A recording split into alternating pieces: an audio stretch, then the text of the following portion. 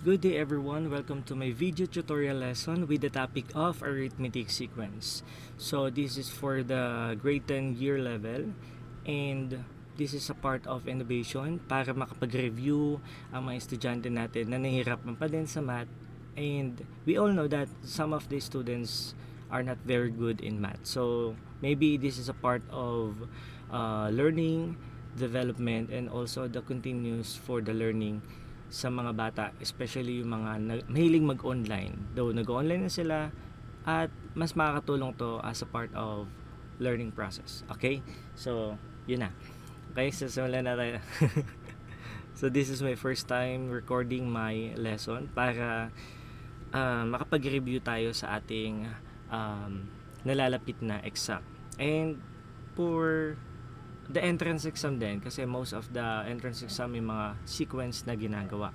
Okay, so start with the arithmetic sequence. What is the definition of the arithmetic sequence? We all know that arithmetic sequence is a sequence where each term after the first is obtained by adding a constant number, or what we call the common difference. So let me give some example. So yan, using my paint and my pen. Okay, na-order natin online. Okay, so for example, I have 3, 5, 7, and we need to get the missing term. Okay? So first, we must check if may common difference sila. Okay, so for example, how to get the common difference? D is equal to A sub 2 minus A sub 1, or any consecutive number o magkasunod na number. So, if walang sinabi na term yung starting number, okay, pwede natin siyang gawin as A sub 1, A sub 2, A sub 2, and A sub 3, and the rest are the following: A sub 4, A sub 5, and our A sub 6. Okay, so the missing terms are A sub 4, 5, and 6. Okay, so to get the common difference is equal to D A sub 2 minus A sub 1. So let's substitute the value of A sub 2, that is 5, and your A sub 1 is 3. Okay, therefore 5 minus 3 is equal to 2. Okay, same process. If we use A sub 3 minus A sub 2, the common difference is also 2. Okay? So, pwede mong gamitin yung ang common difference niya to get the next term. Okay? Just add 2. Shortcut na tayo, no?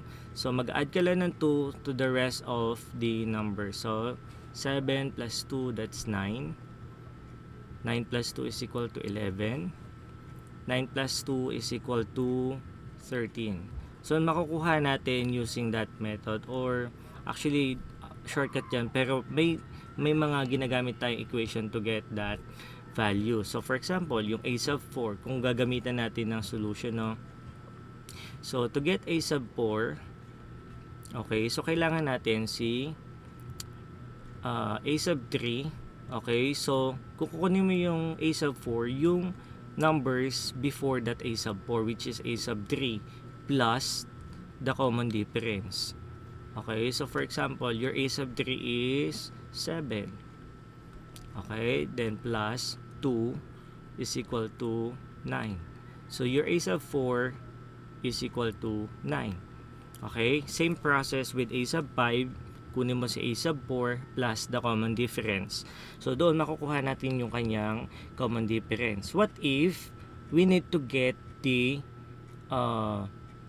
A sub 10? So mag-add ka ba na mag-add, or more or higher number value pa doon kukunin mo? So no need na.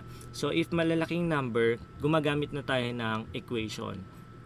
Okay, so usual ginagamit ito sa mga maliliit na number, okay, or what we call the finite sequence. Okay, so may mga limitation yung number niya. What if yung hahanapin natin is A sub 10? So meron na tayong A sub 1 to 6. Okay, using this value also, we will use the same number. Okay, so wait, nawawala yung aking mouse. Ayan.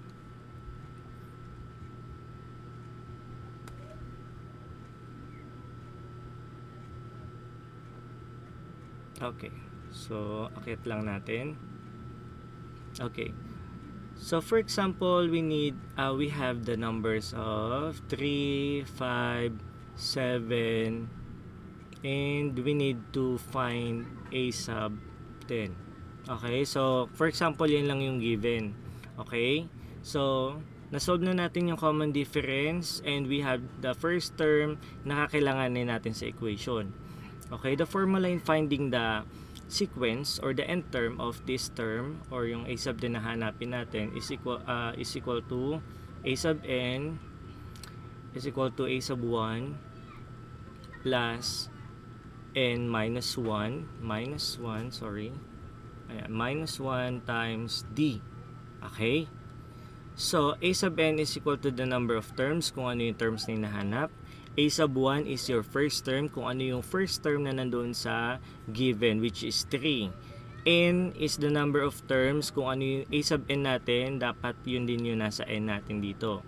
Minus 1. Okay? Times the common difference.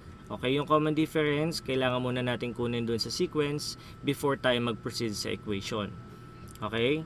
So, a sub n is equal to a sub 1 is plus n minus 1 times d. Okay? So, lagyan muna natin siya ng legend para mas mabilis natin matandaan. Let me change this color. So, ang legend natin, ang a sub n natin na hinahanap is the 10th term or sa a sub 10. Okay? Therefore, our n is equal to 10. Okay? Hit natin. And then, our a sub 1 is equal to the first term. Okay, yung first term na nandoon, that is 3. And the common difference, okay, minus mo lang yung magkatabi, shortcut. 5 minus 3 is equal to 2. Okay? Yan. So, we have the given data na pwede na natin i-apply doon sa ating equation. Okay? So, let's proceed to the solution. Okay, solution. Okay, so we have the solution which is a sub n, that is a sub 10 is equal to a sub 1. What is your a sub 1? That is 3 plus your n is equal to 10 minus okay, ay magsulat minus 1. Okay, let me repeat, 10 minus 1 times the common difference of 2. Okay, always follow the PEMDAS, parenthesis, exponent, then multiplication or division, and addition or subtraction. Hindi mo siya agad i-multiply or pa-plus. Okay, so next. Okay, so bring down first the value of 3. Okay, so solve muna natin yung 10 minus 1, that is 9 times 2. Okay, then after that, you will not proceed to the sum of 3 and 9. Okay? Kasi may multiplication tayo na 9 times 2. Okay? So, that is 3 plus 9 times 2. That is 18. Okay? And then, proceed ka sa 3 plus 18 is equal to 21. Okay? So, your a sub 10 is equal to 21. Okay. Ayan po. So, nakuha na natin yung a sub 10. Ganun naman ganap ng mga n terms. So, if you want to verify if that is a sub 10 is equal to 21, balik tayo doon sa terms na ginamit. Okay? Sa sequence natin kanina. Okay. So, nagtapos tayo dito sa 13, which is 3, 5, 7, 9, 13. Okay? Wala nang space yan, so balik tayo sa baba. Dugtungan na lang natin ng panibagong sequence to verify if a sub 10 is equal to 21. Okay, gamit tayo ibang color.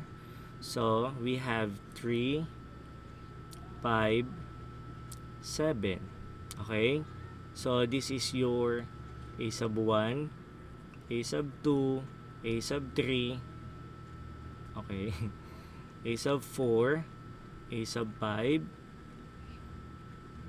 a sub 6, a sub 7, a sub 8, a sub 9, and a sub 10. Okay, so the common difference, yung usual na ginagawa natin, mag-add ka lang ng 2, 7 plus 2, that's 9, 9 plus 2, 11 plus 2, 13 plus 2, 15 plus 2, 17 plus 2 is 19, and then your a sub 10 plus 2 is 21. Therefore, our value a sub 10 is equal to 21. So, gumagamit tayo ng equation for the purpose of the bigger number o kung mas malaki yung number. You can also use this value kung mas nadadalian ka sa technique na ito. Okay? So, that is the arithmetic sequence. I hope magamit nyo itong example na to as a part of your review. Okay? So, that's all. Thank you. We will proceed to the next lesson, which is arithmetic mean. Bye.